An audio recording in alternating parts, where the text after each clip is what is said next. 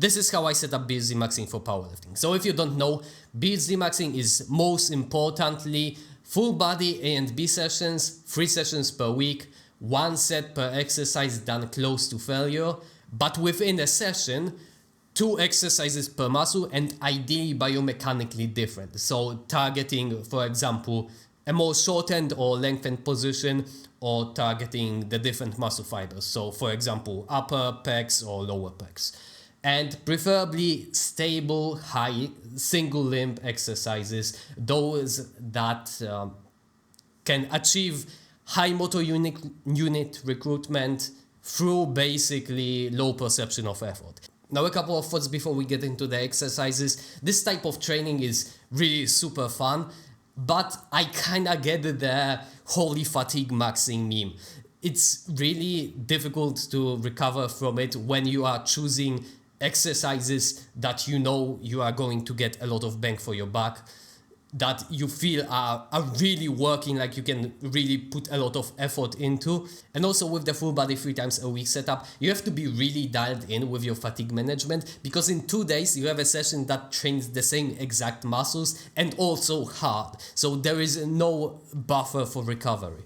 So let's start with the squat. I separated the knees function from the hips function. The hips function I'm going to address in the deadlift section. So we basically just have quads. This is one day, this is another day. This is just exercises. I'm going to be putting them in a program in one of the later slides. So on one of those days, we have the competition squat, and this is all my powerlifting competition specific squat work. This could be a single at 8 followed by a set of 5. This could be a set of 3 at 9. Anything that is very specific to the competition squat, that you need to preserve your competition specific adaptations. This is this slot and this one slot only. Then I follow it up with single leg extensions. So this is very different from the competition squat. And all of those assistance exercises, except for the competition work, are just 1 set. Now on the other day, I actually decided to just go with 2 sets of reverse hack squats. This is the Candito way, very knees dominant. And the reason I decided to go with 2 sets of the same exercise is because this is very similar to the squat in terms of the knees function. This is basically just like a machine squat with less hips.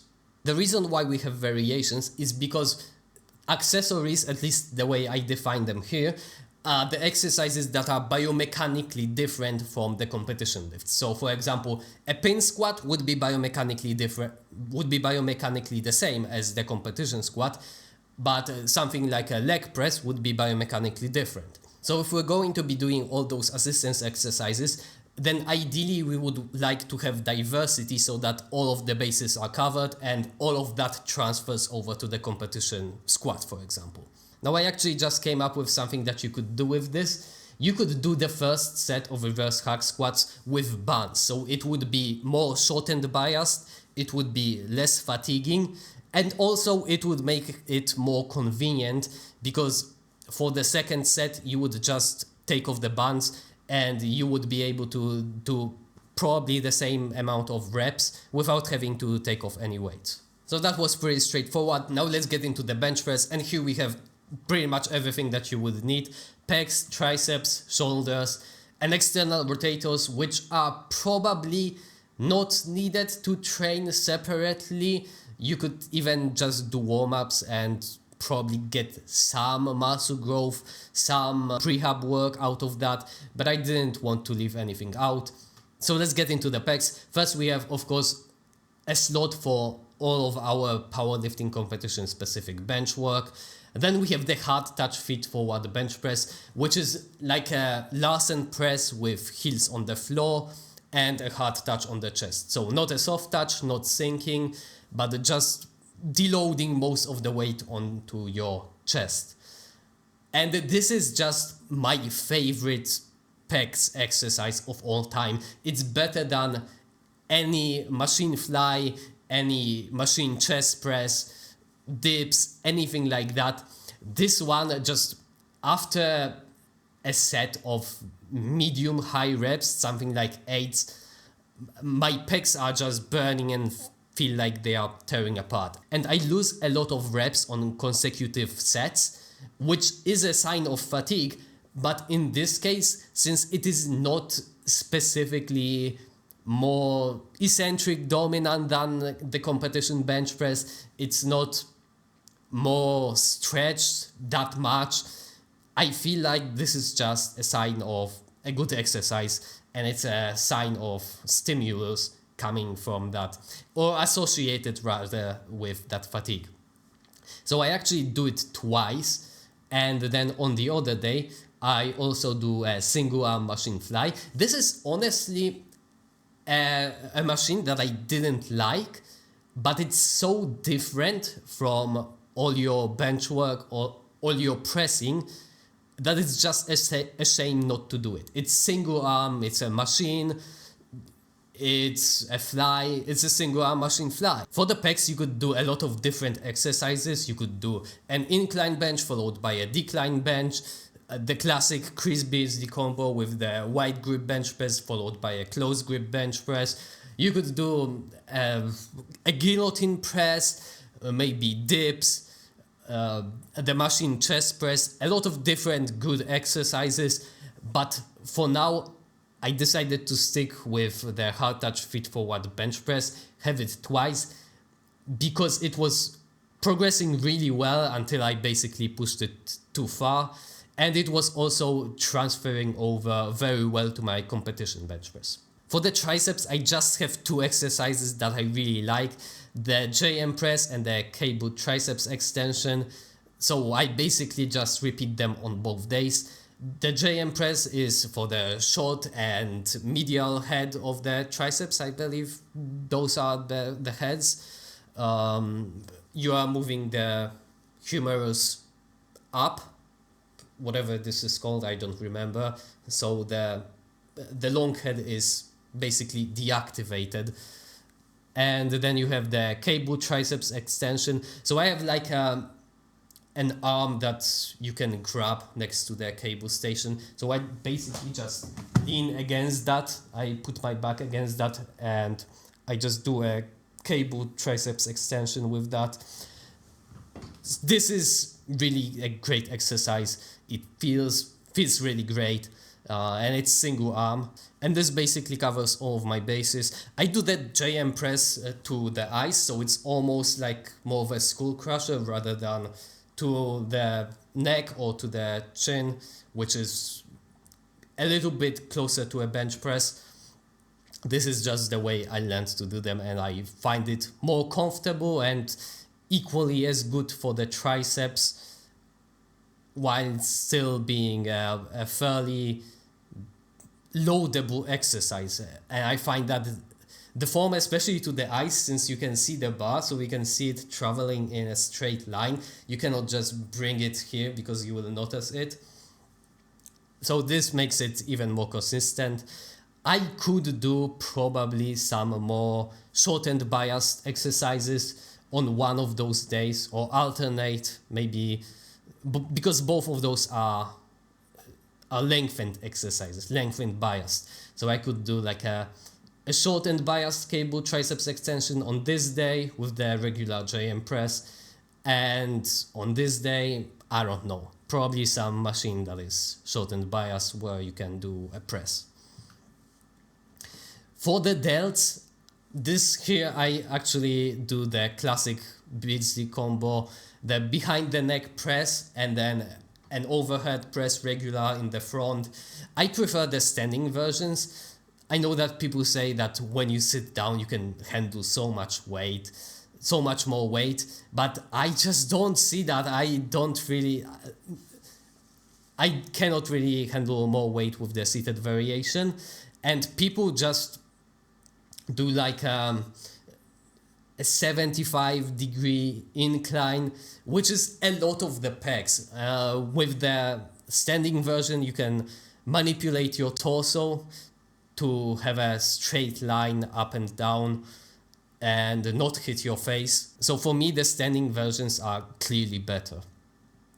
And on the other day, those are more short-end biased movements. I know that with a bar, we typically assume that, for example, the bench press is going to be more lengthened biased, but the most difficult part in the bench press also is going to be somewhere here, right? So you can see line straight out. With the overhead press, it's going to be here, but this is a quite shortened position. Like, this is more than if you were doing a front raise. So those are shortened biased, and here I have the lengthened biased shoulder movements, both single arm lying front raises and lying side raises, which I stole from basement bodybuilding.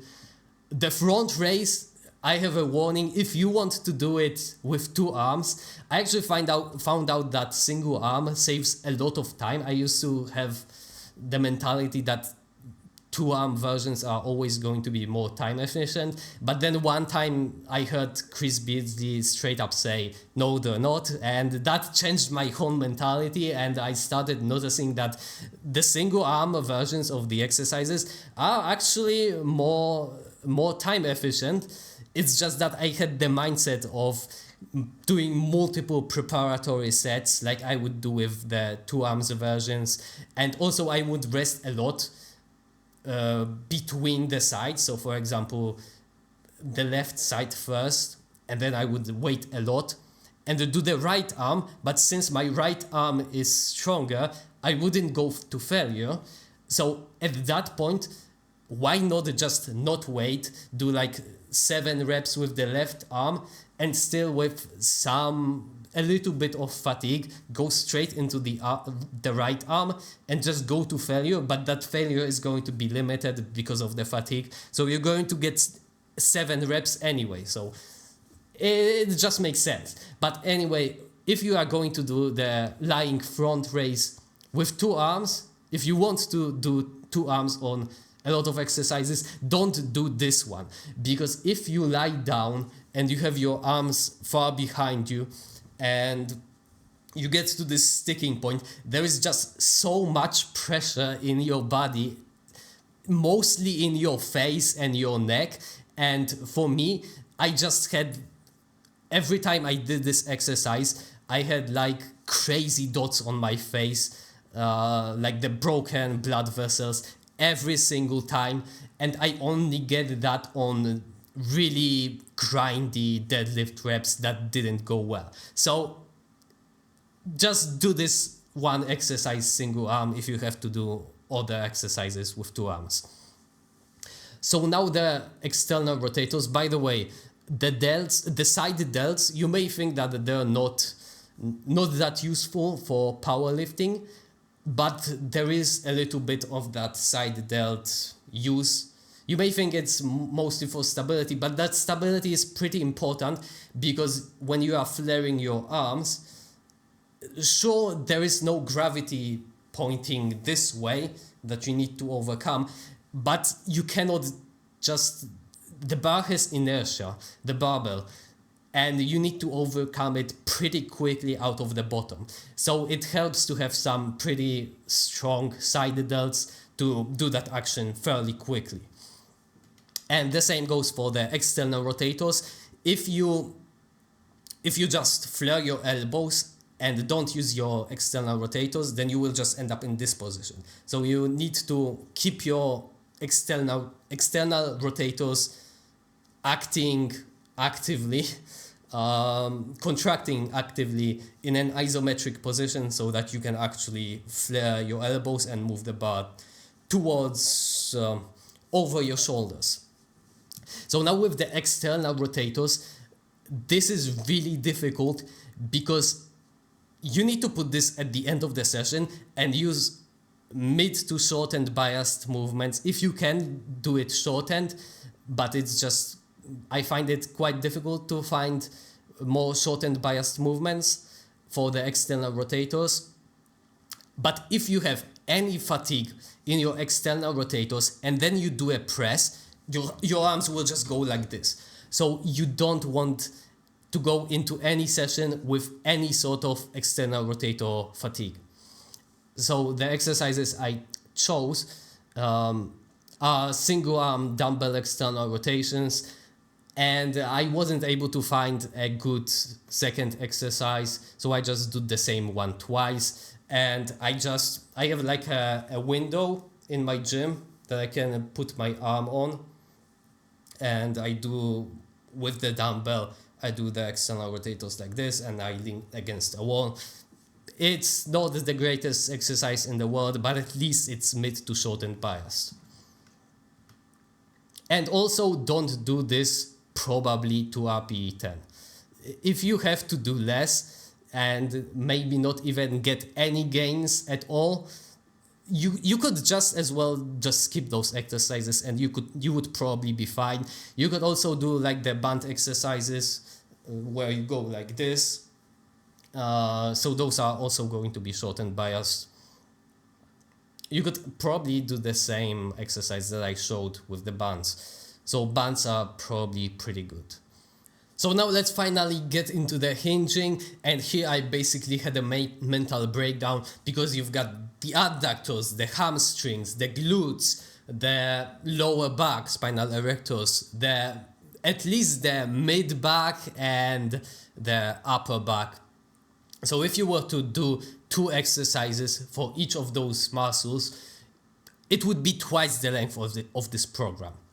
So what I decided to do is just use deadlift variations to build up all of the deadlift relevant musculature and some more adductor exercises. I have the adductors singled out as one muscle, the only muscle that I've singled out of the deadlifts, because they are probably the most important out of those. Of course, all muscles are important, but the adductors are the most important. The adductors are the primary driver of hip extension in squats and deadlifts. Maybe deadlifts a little bit less, especially actually probably sumo deadlifts if you have a very upright torso. Of course, the legs are more far apart, so it would add more adductors through the length tension relationship probably, but if you have like a quite upright torso and fairly straight legs, so probably like a more short legs, longer torso type of build, then adductors maybe are less important in the sumo deadlift than the glutes, for example, but they are more important than the hamstrings. Now, if you are deadlifting conventional, then maybe this is a bit of a bias for me because my conventional deadlift is quite stiff-legged, but I feel like hamstrings are actually quite important in the conventional deadlift. In the sumo deadlift, the hamstrings are way behind in terms of muscle priority. So for the deadlift, I decided to just use the Mark Ripperto approach. Probably he didn't invent it, but it's the one he uses, of splitting the deadlift into halting deadlifts and rack pulls or block pulls. Now the reason I did that was not because the deadlift is super fatiguing and I needed to have less fatigue or something like that. It's just because the bottom phase of the deadlift is, for me, very different from the top phase. It's like almost 2 different movements, and one is going to be impacting the other, and it's just a bit of a mess. So I wanted to split them up to have just very clean, simple exercises. So the halting deadlift is 2 just above the knees. The block pull is from just below the knees. And in the halting deadlift, you want to over-exaggerate the cue hips before knees, or knees before hips actually, or knees before shoulders. So at the end of the range of motion, just above the knee, your knees are almost straight, but your back is quite a bit bent over. You are trying to keep the back angle mostly the same throughout the whole range of motion. It doesn't go up much, and at the end of the range of motion you are in more of like a certain point of a stiff leg deadlift. The sumo block pull I hate.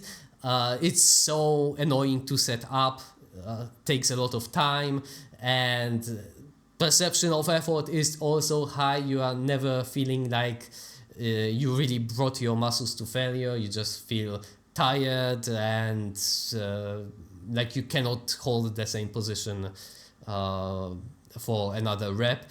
And also I use bumper plates instead of blocks for my block pulls, and the gym floor at my gym is a little bit uneven in places, so I need to really watch out when I put the barbell down that it doesn't roll off the plates.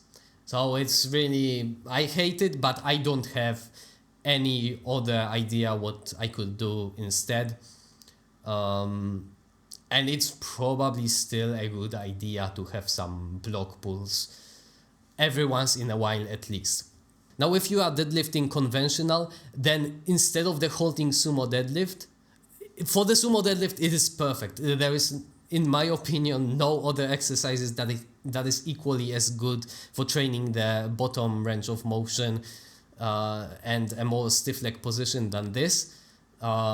If you were trying to do a stiff leg sumo deadlift, which I tried, it's hard to keep balance. This is perfect. This is just a perfect exercise. But for the conventional deadlift, the halting sumo deadlift is fine. But again, maybe my bias from having a more stiff leg conventional deadlift, the regular stiff leg deadlift as an accessory instead of the halting deadlift would also be perfectly fine. For the adductors, this is the competition squat. This is not another set. This is just what I did for the quads. So I assume that it trains the quads and the adductors equally well. And on the other day, the halting deadlift, which I specified here, this is again the same one. It's not another set. On this day, I do the good girl machine, which is the adductor machine, which is very different, again, like with the leg extension from the competition squat. So it is also short and biased, so it's a very good choice. It does train other adductors, not just the adductor magnus, but it's fine. It also trains the adductor magnus. For this day, there is this techno gym machine that I've been going to my gym for 8 years, the same gym, and I never realized that it was there. It was never used by anyone. I think it was used just a couple of times. It looks brand new, but there is this hip extension machine. It's technically called lower back, but it is a hip extension even on the graphic, the infographic on the machine. It is a hip extension machine. And this is just such a gem. Again, it's techno gym, so it's not that great of a machine, and I need to bring my own belt, and you cannot load it too heavily, so it is a bit of a downside. But this is just such a unique machine, and I wish there was more machines like this that were actually good also. You can get really far down and train the adductors very effectively. It's basically like a seated good morning, and I tried doing this with a barbell and it just doesn't work.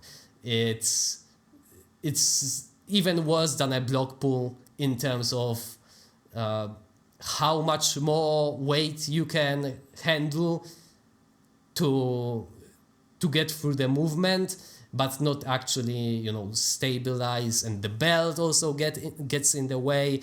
I had like bruises all over my stomach, and it was just terrible. And you couldn't get to failure because something would just go wrong. So I do this machine, and it's just an amazing at least inclusion.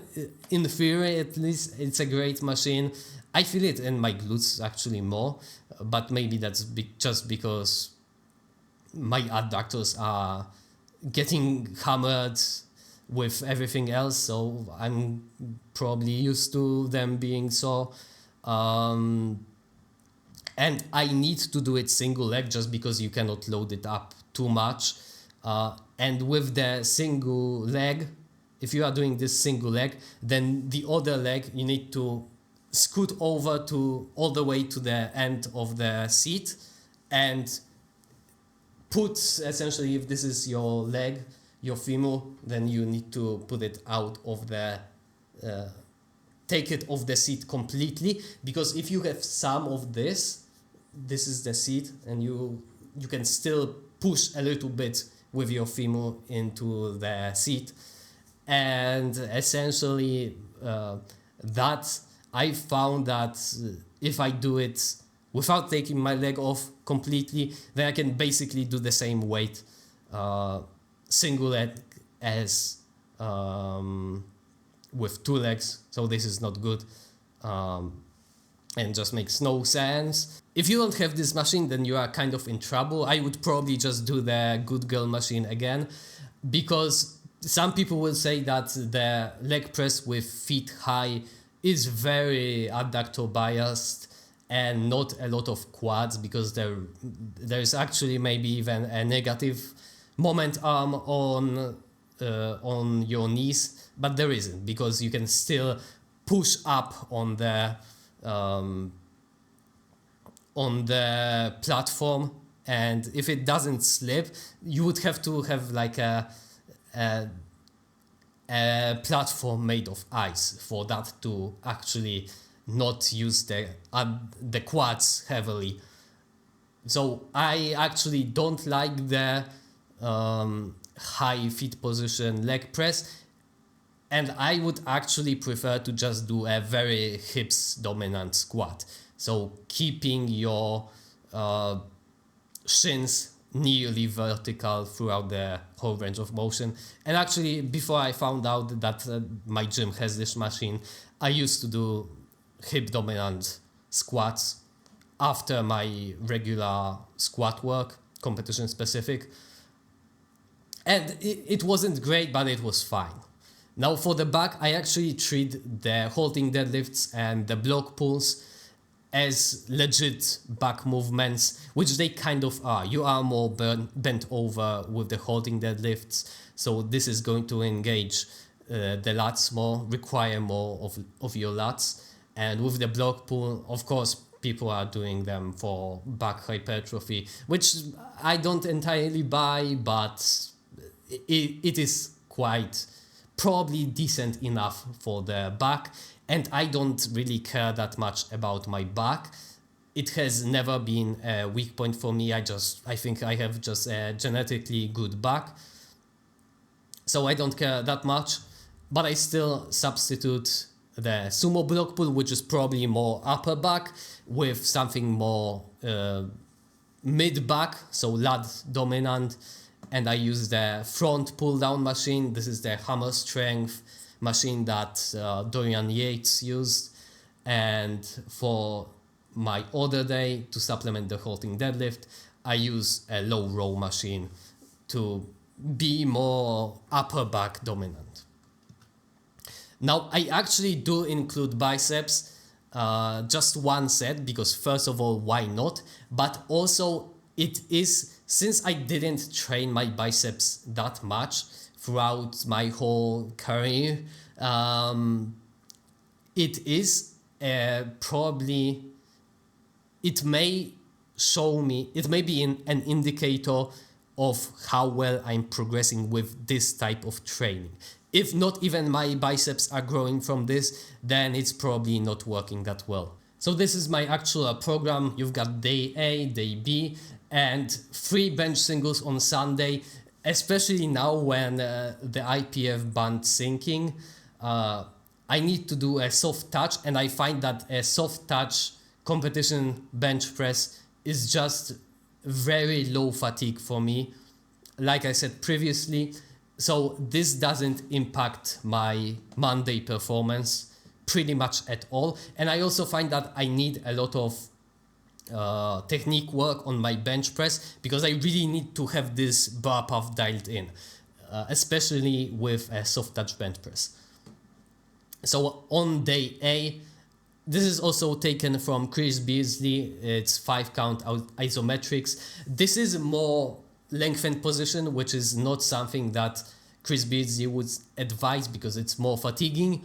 But I find that I get a lot out of those CNS activation drills. So I'm willing to experiment with that. This is hard touch feet forward bench press. Then I follow it up with the actual work set. The same with the squat, 5 count isometric. Then my competition specific squat work. So I've got a single at 8, and this is, I'm like something about 2 months away from a competition. If I was farther out from the competition, I would actually just have the low pin squat 3 reps at 9. But I decided to, since I'm kind of approaching a competition, 2 months out, I want to have the singles. So the singles, I follow it up with low pin squats instead of the competition squats, because I find that with low pin squats, my technique is just more consistent throughout the reps. And I can focus on really driving with my knees. Then I follow it up with behind the neck press, overhead press, everything that I mentioned, sumo block pulls, single leg extensions, single machine flies, good girl machine. And actually notice that those are all barbell lifts and this is all machine lifts. And then those are the exercises that I do in what's called a free weights area. So this is all in different areas, so it's designed to be convenient, and you want it to be convenient, because if you have so many exercises and you are jumping from one exercise to another, you don't want to do like a bench press, like let's say an incline bench press, or maybe like a wide grip bench press, then do like go to the dumbbells area and do biceps, and then go back, set up the bench again, and do a close grip bench press, even though that would probably be better in terms of recovery for your pecs between sets. That's just so inconvenient that I don't think it makes sense. And actually, if you are doing multiple sets, which you probably are, then this is at worst the same. Behind the neck press and overhead press, instead of 2 sets of overhead pressing, it's at worst the same, and at most it's actually different. So the fatigue doesn't transfer over from one to the other, which we know of course it does, but it's not that bad. Now on the other day I have 2 sets of reverse hack squats, and like I said, I'm going to do the first set with bands from now on. Then I've got a regular competition bench press isometric as part of the warm-up, and then 3 bench press singles at 8.5. I prefer more singles with my competition bench work, and just for hypertrophy, I just prefer to do something else. So for example, the hard touch feet forward bench press. Then the competition deadlift, I actually put before the halting sumo deadlift. I feel like this is the best place for it. So then I do the halting sumo deadlift, single machine hip extension, single leg of course, single arm lying front raises and side raises, JM press, single arm flexion curl. So flexion curl is, I'm referring here to shoulder flexion. So this would ideally, in principle at least, bias more of the long head. So since it helps with shoulder flexion, that may be more useful to the bench press than the shortcut of the biceps. So it's probably not that important because it's mostly for stabilization in the bench press, because yes, you are using shoulder flexion, but you are also extending the elbow. So it is pretty much only isometric, but it is probably useful for stability. So if I'm going to be doing biceps exercises, then why not have something more biased for the long head? Then single arm cable, triceps extension, machine low row, and external rotation. And that is it. External rotation, like I mentioned before, needs to be at the end of the program. Even something like JM presses, if you do external rotations before that, you're going to be cooked. So this is my program, and I think that's about it. See ya.